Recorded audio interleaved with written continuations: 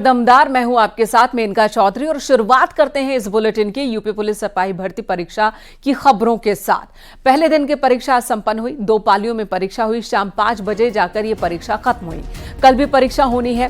UP के 67 जिलों में 1174 परीक्षा केंद्रों पर एग्जाम्स हो रहे हैं।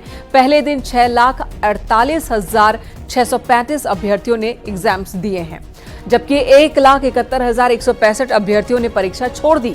परीक्षा से जुड़ी 6 तस्वीरें इस वक्त आपके टीवी स्क्रीन पर। रामपुर, ललितपुर, गोरखपुर, उन्नाव, कानपुर, चंदौली की ये तस्वीरें हैं। इसी साल 17 और 18 फरवरी को परीक्षा हुई थी। पेपर लीक होने के बाद इसे रद्द कर दिया गया था और अब फिर से एग्जाम हो रहा है। इस बार 5 दिन में ये एग्जाम पूरे किए जा रहे हैं। 2 पालियों में परीक्षा ली जा रही है और 3 स्तरीय सुरक्षा घेरे के बीच अभ्यर्थी एग्जाम दे रहे हैं।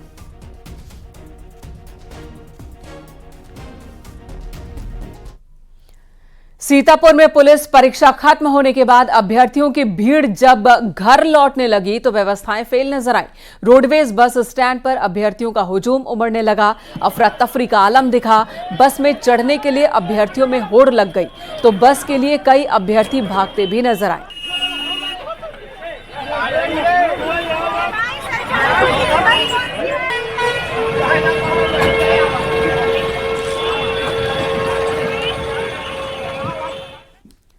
तमाम कोशिशों के बावजूद, तमाम सुरक्षा इंतजामों के बावजूद कुछ लोगों ने हिम्मत कर ली नकल करने की और ये लोग पकड़े भी गए। रायबरेली में पुलिस ने परीक्षा में नकल करते एक अभ्यर्थी को पकड़ा। इलेक्ट्रॉनिक डिवाइस के साथ इस अभ्यर्थी को पकड़ा गया और पुलिस के हवाले किया गया, जिस पर पुलिस ने केस दर्ज किया है। आचार्य द्विवेदी इंटर कॉलेज का यह मामला है। पकड़ा गया अभ्यर्थी औरैया जिले से परीक्षा देने आया था।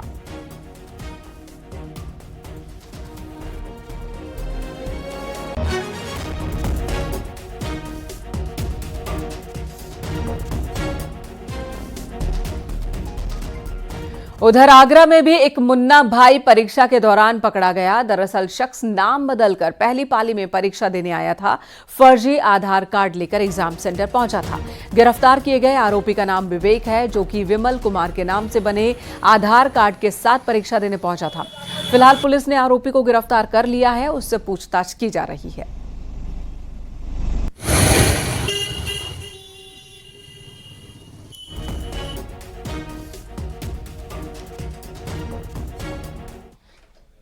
पुलिस भर्ती परीक्षा को लेकर जांच एजेंसियां संदिग्धों पर लगातार नजर बनाए हुए हैं। एसटीएफ की टीम ने गोरखपुर से एक निलंबित सिपाही समेत 5 लोगों को गिरफ्तार किया। बांसगांव के रहने वाली ये निलंबित महिला सिपाही श्रावस्ती में तैनात थी।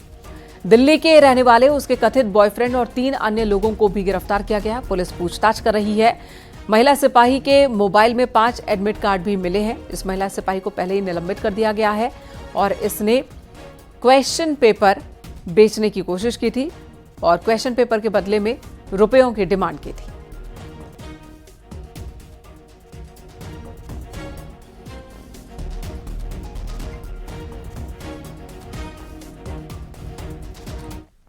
उधर रामपुर में परीक्षा खत्म हो जाने के बाद एक कैंडिडेट ने न्यूज़ 18 से बात की है। कैंडिडेट का क्या कहना है, यह हम आपको सुनाते हैं।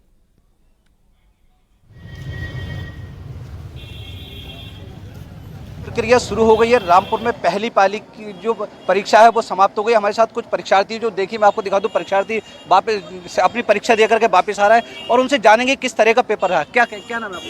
पेपर का लेवल काफ़ी मॉडरेट था, ना हार्ड कह सकते हैं ना इजी कह सकते हैं। मॉडरेट पेपर था, लेकिन पिछली बार से जैसा कि एक्सपीरियंस रहा पैटर्न बिल्कुल चेंज मिला। कैसा पेपर आया? यूपी 80 पैट का भी दिया। कैसा पेपर आया? पेपर ठीक आया। ठीक आया? हाँ। क्या पहले में और अब के पेपर में कुछ लग रहा है? हाँ डिफरेंस है। क्या डिफरेंस? थोड़ा सा मतलब टफ है इस बार। टफ है? हाँ।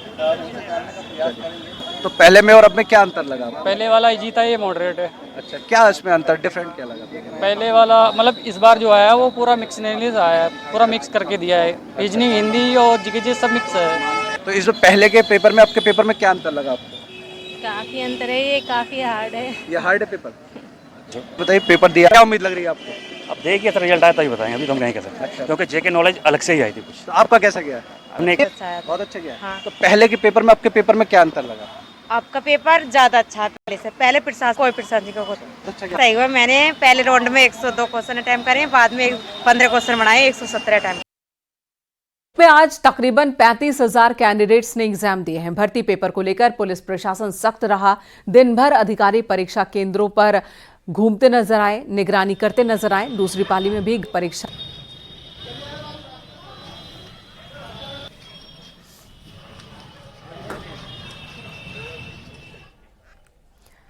और अब बात ललितपुर की कर लेते हैं। यहां पर भी जब परीक्षार्थी कैंडिडेट्स का कहना क्या है।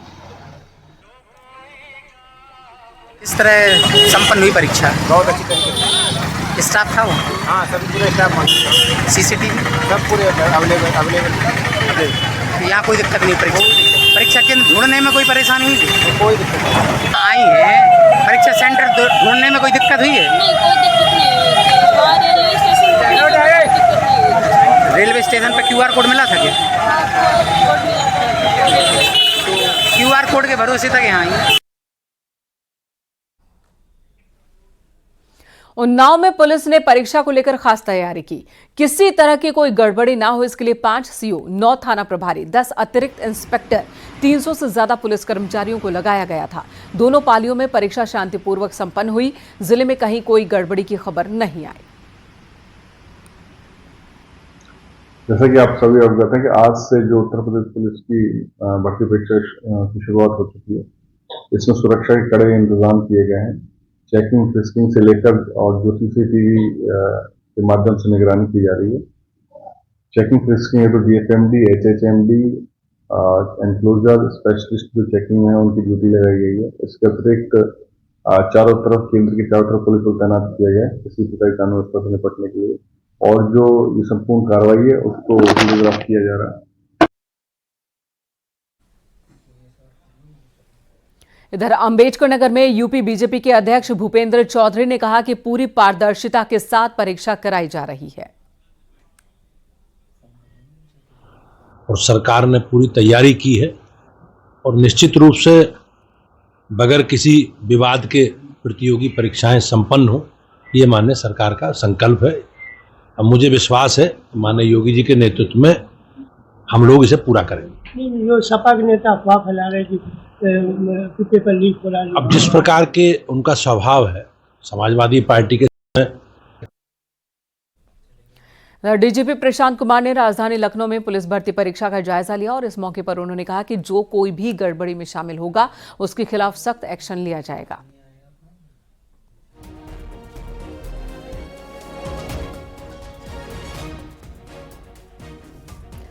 तो साथ ही डीजीपी ने कहा कि पेपर लीक को लेकर अफवाह फैलाने वालों के खिलाफ भी FIR दर्ज कर कार्रवाई की जा रही है। उन तरीके से और एक स्वस्थ प्रतिस्पर्धा के तहत मेधावी बच्चों को लेने के लिए संकल्प है, जिनको आगे आने वाले 30-35 साल तक विभाग को सेवाएं देनी हैं और विभाग के साथ साथ जनता की सेवा करनी है। ऐसी स्थिति में जो लोग मेधावी हैं और मेधा का ही सम्मान किया जाएगा और जो लोग स्वस्थ कंपटीशन से इसमें आएंगे वो लोग विभाग में अपनी सेवाएं देंगे। सर, गोरखपुर में एक महिला सिपाही गिरफ्तार हुई है और जहां से भी ऐसी गड़बड़ी की और हम कठोर से कठोर कार्रवाई, चाहे वो विभाग के बाहर का व्यक्ति हो चाहे विभाग के अंदर का व्यक्ति हो, किसी भी संगठन या संस्था से जुड़ा हो, हम लोग इस पे कार्रवाई करने में कोई हिचकेंगे नहीं। गृह मंत्री अमित शाह ने कांग्रेस नेशनल कॉन्फ्रेंस गठबंधन पर हमला बोला है। अमित शाह ने राहुल गांधी और कांग्रेस से 10 सवाल पूछे हैं। अमित शाह ने पूछा है कि क्या कांग्रेस अलग झंडे का समर्थन करती है, क्या कांग्रेस 370 की वापसी के पक्ष में है। अमित शाह ने यह भी पूछा कि क्या कांग्रेस पाकिस्तान से बात के पक्ष में है, क्या कांग्रेस LOC ट्रेड शुरू करने के पक्ष में है। अमित शाह ने आगे सवाल किया कि क्या कांग्रेस NC के वायदों के साथ है, क्या कांग्रेस गिने चुने परिवारों के पक्ष में है, क्या राहुल NC की स्वायत्तता की मांग के साथ खड़े हैं। ये तमाम सवाल गृह मंत्री की ओर से। साथ ही एक और सवाल कि क्या कांग्रेस घाटी में भेदभाव के पक्ष में है। अमित शाह ने यह भी पूछा कि धारा 370 और 35A पर कांग्रेस का रुख क्या है, यह भी कांग्रेस को साफ कर देना चाहिए।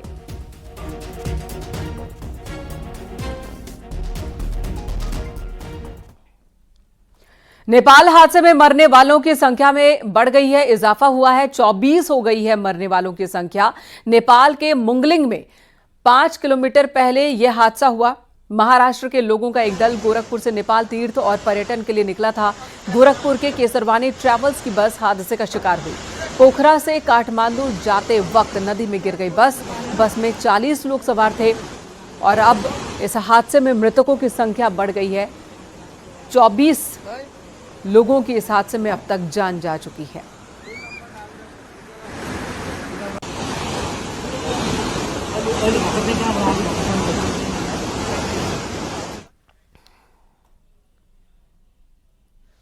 और नेपाल में हुए इस बस हादसे के बाद भारत नेपाल की सोनौली बॉर्डर पर आधा दर्जन एम्बुलेंस लगाई गई है। इसके अलावा एक बस भी लगाई गई है। घायल जैसे ही वहां पहुंच रहे हैं उन्हें अस्पताल में भर्ती करवाया जा रहा है।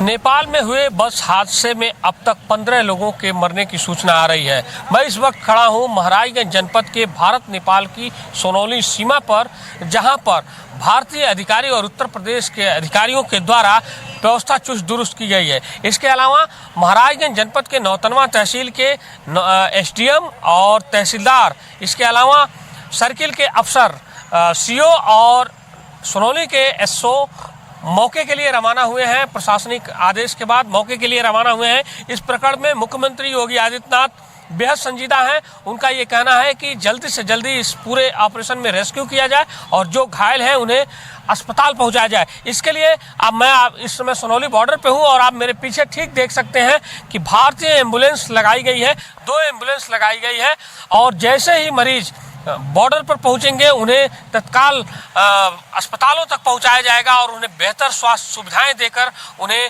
उनके जीवन रक्षा की जाएगी। महाराजगंज के भारत नेपाल सोनौली बॉर्डर से आशीष कुमार शुक्ला, न्यूज 18 उत्तर प्रदेश।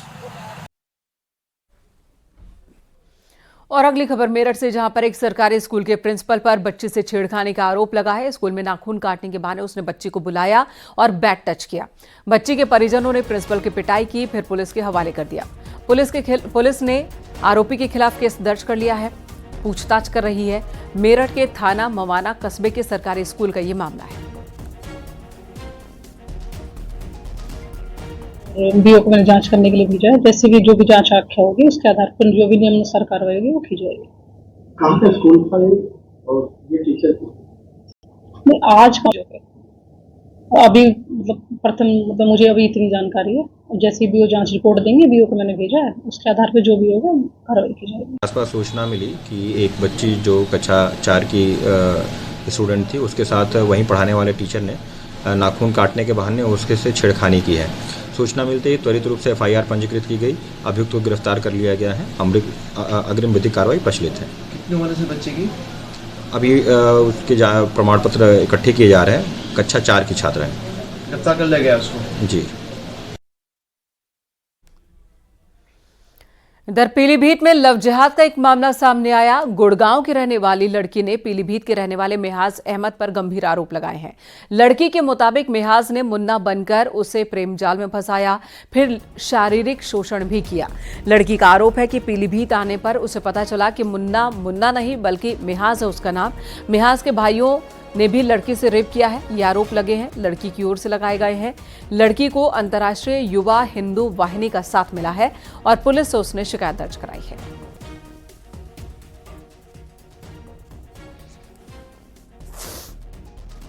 यहाँ आने के बाद मुझे ये पता चला कि वो मुसलमान है और मुझे पहले नहीं बताया कि मैं मुसलमान हूँ। यहाँ आके मुझे पता चला वो मुसलमान है। तो कितने समय से आपकी बात हो रही थी? मेरी बात लगभग 2014 से हो रही थी। अभी तक 2014 में आपको जानकारी नहीं मिली? और मेरी शादी के 1.5 साल होने को जा रहे हैं। शादी के बाद पता चला मुझे। शादी कर ली? हाँ, शादी कर लिया है। शादी में कोई धर्म परिवर्तन कराया था क्या?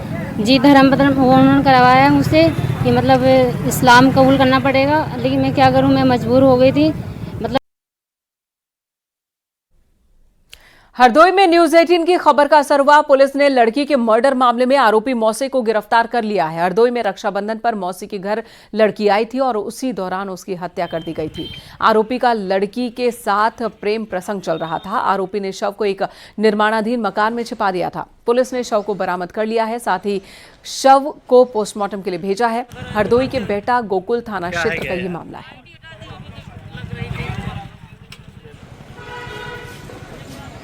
इस तहरीर पर पुलिस ने तत्काल अभियोग दर्ज किया तथा मानसी पांडे की तलाश शुरू की।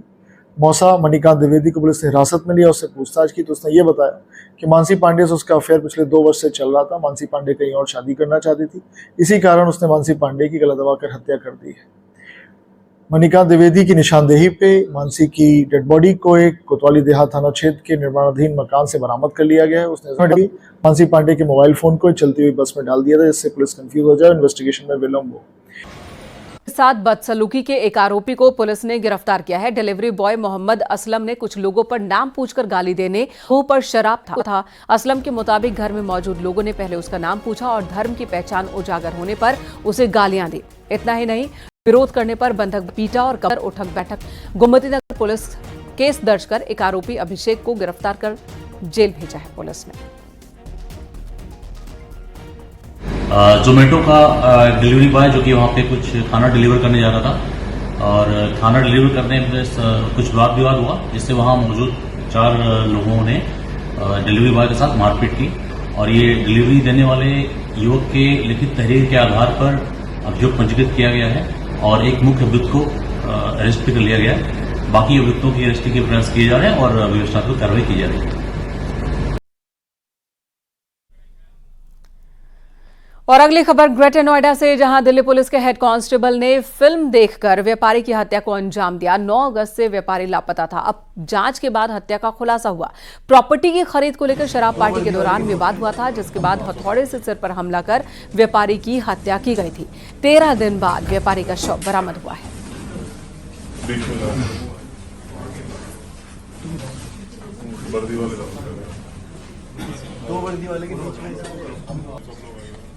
और उन जोन्स में डॉग स्क्वाड की मदद से और उसके साथ साथ टीमों की मैनुअली हमने इसको पूरे ग्रिड पैटर्न में बांटते हुए कॉम्बिंग कराई और ये लाश हमने लोकेट करी है और इस घटना का सफल अनावरण किया है। जैसे कि इसने बताया कि ये सब कुछ मूवीज़ से प्रेरित था, जो वेब सीरीज़ पे हैं या फिल्म आई हैं उससे प्रेरित था। इस मिसिंग का जो कि अब एक मर्डर में तरमीम हुआ है। चित्रकूट में लिव इन में रह रहे प्रेमी ने प्रेमिका को फावड़े से पीट कर मौत के घाट उतार दिया। शहर कोतवाली क्षेत्र के विद्यानगर मोहल्ले की ये वारदात है। दोनों यहां किराए के मकान में रहते थे। बताया जा रहा है कि दोनों पिछले 1.5 साल से लिव इन रिलेशनशिप में थे और शराब पीने के बाद खाना बनाने को लेकर दोनों के बीच विवाद हुआ था, जिसके बाद प्रेमी विजय ने फावड़े से प्रेमिका पर हमला किया। सूचना मिलने पर पुलिस की टीम पहुंची, शव को कब्जे में लेकर पोस्टमार्टम के लिए भेजा है।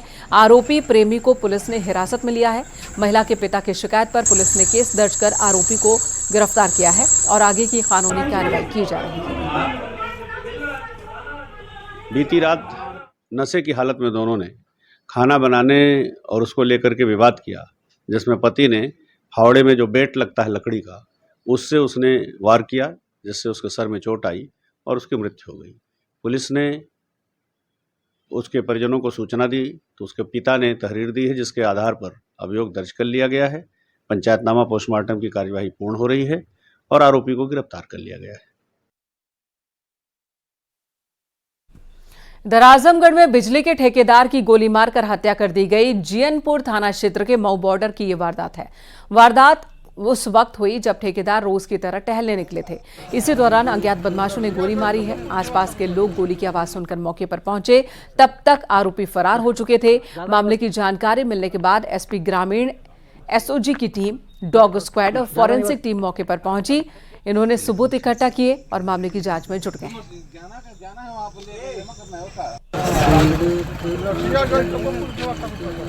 आज दिनांक 23 अगस्त 2024 को सुबह लगभग 7 बजे थाना जीएनपुर की इमलिया चौकी क्षेत्र में मऊ बॉर्डर के पास में एक व्यक्ति की गोली मारकर हत्या करने की सूचना प्राप्त हुई थी, जिस पर तत्काल थाना की police, forensic team, CO Sagri में एडिशनल एसपी मौके पर पहुंचे। मौके पर बॉडी को पोस्टमार्टम के लिए भिजवा दिया गया है। पटखौली बलरामपुर चौकी थाना कोतवाली के अंतर्गत ये रहते थे। सभी फैक्शन की कार्रवाई की जा रही है। मौके पर फॉरेंसिक यूनिट भी मौजूद है। जो भी तथ्य प्रकाश में आएंगे उनके आधार पर विधिक कार्रवाई की जाएगी। बाराबंकी में सीएम योगी आदित्यनाथ के ड्रीम प्रोजेक्ट महादेवा कॉरिडोर पर काम शुरू हो चुका है। खाली मकानों और दुकानों को बुलडोजर से ध्वस्त किया जा रहा है। महादेवा कॉरिडोर के लिए लोगों ने मुआवजा लेकर रजिस्ट्री की और दुकान मकान खाली किया। आपको बता दें, पौराणिक स्थल लोधेश्वर महादेवा धाम में कॉरिडोर बनेगा। अतिक्रमण नहीं, यहाँ महादेवा कॉरिडोर शासन की प्राथमिकता का एक कार्यक्रम है, जिसके अंतर्गत हम लोगों को सहमति के आधार पे जो भी काश्तकार थे उनकी ज़मीनें और परिसंपत्तियों का क्रय किया जा रहा था। और तत्क्रम में हम लोगों ने प्रयास करके सहमति के आधार पे आज तक 84 ऐसे काश्तकार हैं जो हमारे आबादी लैंड में जिनका घर था उस सहमति के आधार पे अपनी ज़मीन और परिसंपत्तियों का सरकार के पक्ष में महादेवा कॉरिडोर के पक्ष में बरामद कर दिया।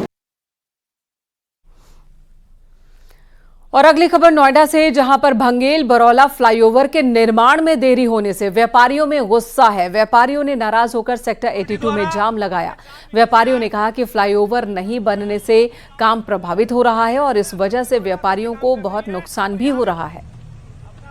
ये प्रदर्शन का कारण भी बता दो विकास जी।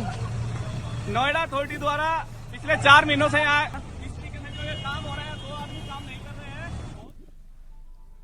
रील बनाने के लिए लोग अपनी जान कुर्बान करने को भी तैयार है और ऐसा ही मामला फतेहपुर में दिखा, जहां दिल्ली हावड़ा रेलवे रूट पर एक लड़की रेलवे ट्रैक पर डांस करते हुए दिख रही है। रील बनाने के लिए ये खतरा मोल लेती लड़की दिख रही है। वीडियो में आप देख सकते हैं, एक तरफ लड़की रील बना रही है, दूसरी तरफ पास से ही ट्रेन गुजर रही है।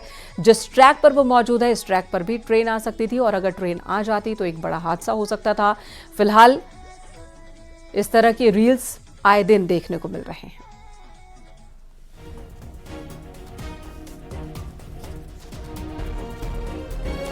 आगरा में एक का शव पेड़ पर लटकता मिला। इस मामले में आज परिजनों ने इटावा हाईवे पर जाम लगाया, कार्रवाई की मांग की है। परिजनों के मुताबिक लड़की की हत्या के बाद उसका शव पेड़ से लटकाया गया था। आगरा के बसई अरेला थाना क्षेत्र का मामला है।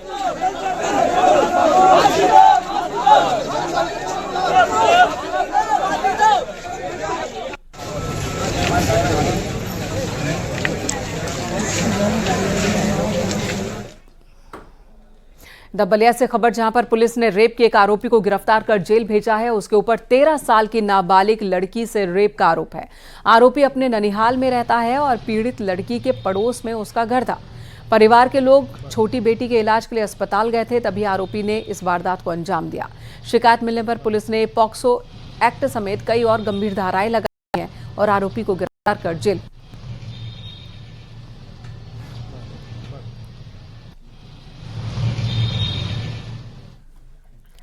और अगली खबर अयोध्या से, राम मंदिर में प्रथम तल पर राम दरबार बनाया जाएगा, जिसमें भगवान राम, लक्ष्मण, भरत, शत्रुघ्न के साथ ही मां जानकी और हनुमान जी भी स्थापित किए जाएंगे। सफेद संगमरमर की प्रतिमाएं राम दरबार में बनाई जाएगी। राम दरबार में 2 तरह की प्रतिमा विराजमान की जाएगी, जिसमें एक चल प्रतिमा होगी तो दूसरी अचल प्रतिमा होगी। संगमरमर की प्रतिमाएं स्थायी तौर पर राम दरबार में स्थापित, लेकिन चल यानी कि टाइटेनियम से बनी मूर्तियां राम मंदिर ट्रस्ट को मिल चुकी हैं। भगवान राम की दरबार, हनुमान जी, तीनों भाई, ये दरबार टाइटेनियम का बनवाया गया था। चूंकि निर्णय ये हुआ है कि अब सभी मूर्तियां सफेद संगमरमर की बनेंगी, तो टाइटेनियम का दरबार बनाने वाले व्यक्ति ने वो दरबार आज ट्रस्ट को भेंट किया है। यह राम जन्मभूमि को, रामलला को भेंट किया है। यहां रुकेंगे एक ब्रेक के लिए। खबरें ब्रेक के बाद भी जारी हैं।